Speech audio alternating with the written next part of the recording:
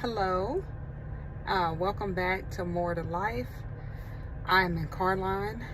I'm not driving, so if you see cars moving around me or me easing up, I'm not driving. I'm in car line, and I was just thinking about how April is Cesarean Awareness Month. Cesarean birth is those born via C-section. I have two C-section babies. Both of our girls were born by C-section. Grayson was an emergency C-section, and then Reagan was a scheduled C-section. People have C-sections for various reasons, and I'll explain mine here in a moment.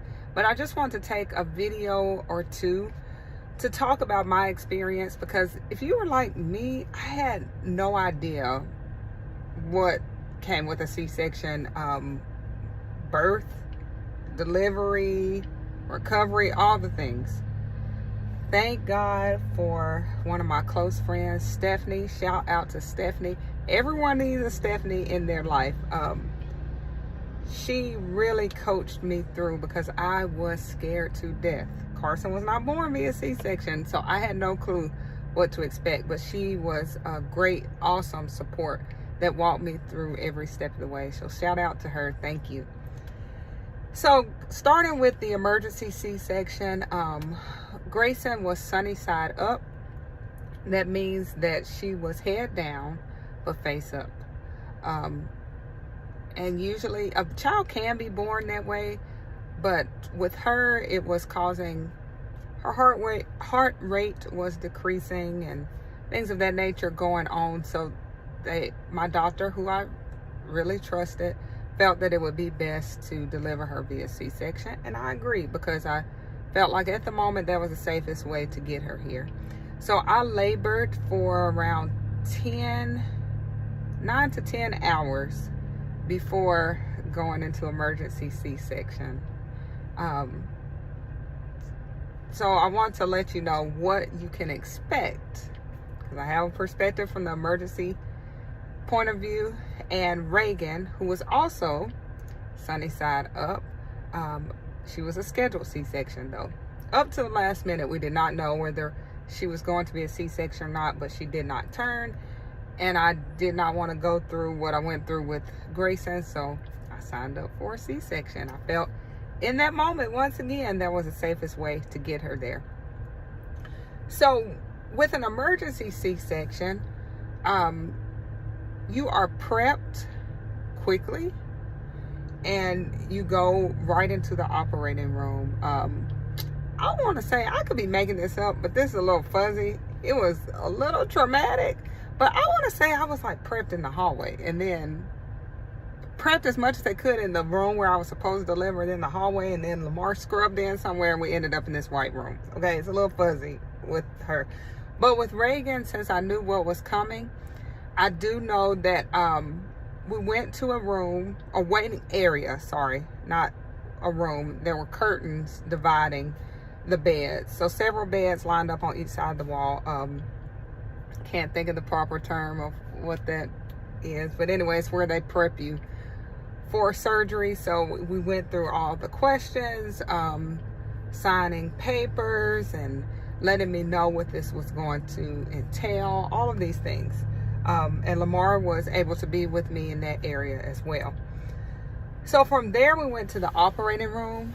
The operating room is very white. Everything is white and bright, and there are a lot of tools. If tools scare you, if you are not a Grey's Anatomy fan like myself, one of the things my friend told me to do was to just keep my head up looking at the ceiling, and to be careful where you looked at in the light, that ceiling in the light, because some parts of it was a reflection, so you could see different parts of the room. So do not look to your left or right if a bunch of tools scare you.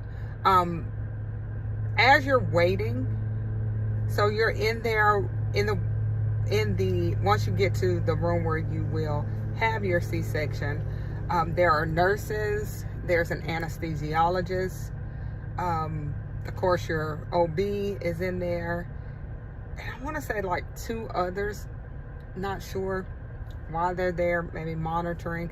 And there are, maybe they're nurses as well, but because then there are people that take your baby to the little bed to clean them off and prep them for you to hold them. So anyway, y'all, that's just all rushing back to me. Sorry, I had to pause. So I'm in this room and I'm waiting, and I hear them, they're counting, naming the tools, making sure everything is there and prep for surgery. You know, they're cracking jokes and talking to you, trying to ease your mind. And I did appreciate that, because it is a time of uncertainty. I know, like, I just even imagine, especially with Grayson, when it was a brand new experience, what if I don't make it through this? So many thoughts may rush your mind, and I really appreciate the nurses and doctors, anesthesiologists that I had, because they really did a great job of easing my mind, and I appreciate that. So they're counting the tools, they're prepping you, getting you ready for surgery. The anesthesiologist will go ahead and you get a spinal tap, and that makes sure that everything is deadened.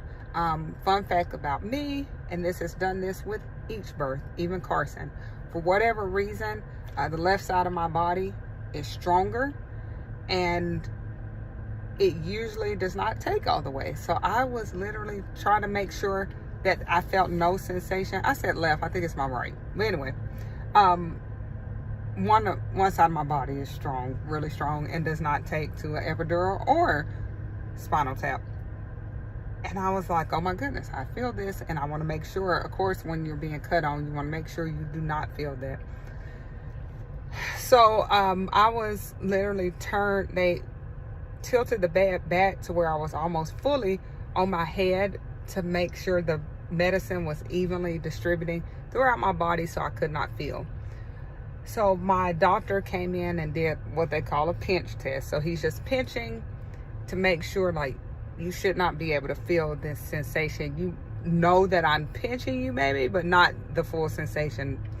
And I was like, I still feel that more than I do on the other side. And so my doctor was like, but Taylor, I'm really like taking your skin and just twisting it. Like, you would be screaming if, you know, you could really feel this. And I was like, okay, but I still kind of feel that. Next thing I know, he's cutting away. And that was with Reagan. And I would say the full time for both babies to arrive, so for them to cut through and make the incision and bring the baby out, took a total of about 20 to 30 minutes. You're in the operating room maybe 45 minutes to an hour, because after that, of course, they have to stitch you up, and then they're cleaning the baby, and they were checking each one of them out, and Lamar is getting to see them. So that was an interesting experience with Grayson, because I did not know what to expect. I felt a little more secure with Reagan. For whatever reason, I felt more pressure with Reagan as far as the pressing down and having to get her out. And my little precious youngest one does have a bigger head, so that played a part as well. But overall, it wasn't a bad experience once I knew what was going on. Thankfully, Lamar was there the entire way. He was waving alcohol, little wet wipes under my nose, because you do smell your flesh, because they're cauterizing things, and you just smell, it's a lot of smells, and you're like, I personally did not want to smell that. So he was constantly waving that under my nose, and I appreciated that. I even asked the anesthesiologist, and I had the same anesthesiologist for both C-sections. I was like, okay, can you just knock me out? And I have a high tolerance for pain, but I was like, I don't like this at all. Carson's delivery was enjoyable. This, I was like, I don't like this, and I have a high tolerance for pain. I just did not like the experience. he said, no, not unless like you're feeling them cutting you. And I was like, I might, like, trying to fake it, but he was like, no, you're doing great. And him and Lamar coached me the entire time. My OB was excellent.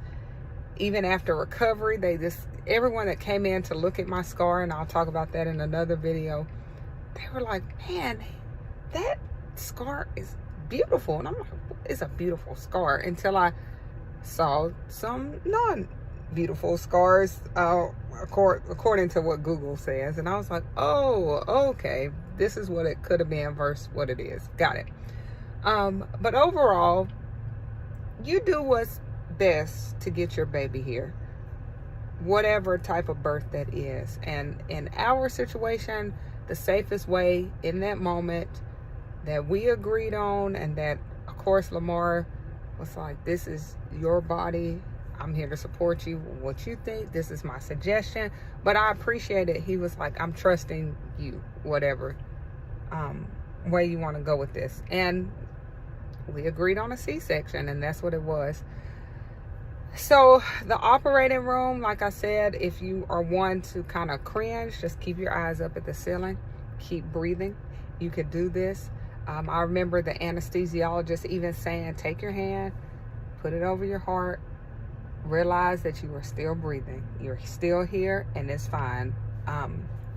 Because at times your body is just so numb, you're like, am I even like, what is going on? Am I here? Am I breathing? What is this? But it's fine. You can do it. You were built for that, and you will make it. So I will say that a scheduled C-section went over way smoother than an emergency C-section. Either way, though, I'm thankful for my 2 little girls that arrived. Like I said, they could have been born sunny side up, but in my particular situation, that wasn't the safest way. So that is a little bit on what you can expect. Once you check into the hospital, you get into the room as you're waiting to be prepped. Not room, the area to be prepped. And then you go into the delivery room, or the operating room. Y'all, I should have looked up terms. But anyway, you get what I'm saying. So I'll come back on next time and give you a little more of our story. Make sure you subscribe to More to Life. And yes, my sunglasses are extra. If they weren't extra, it really wouldn't be me. But I will see you all on next time. Bye.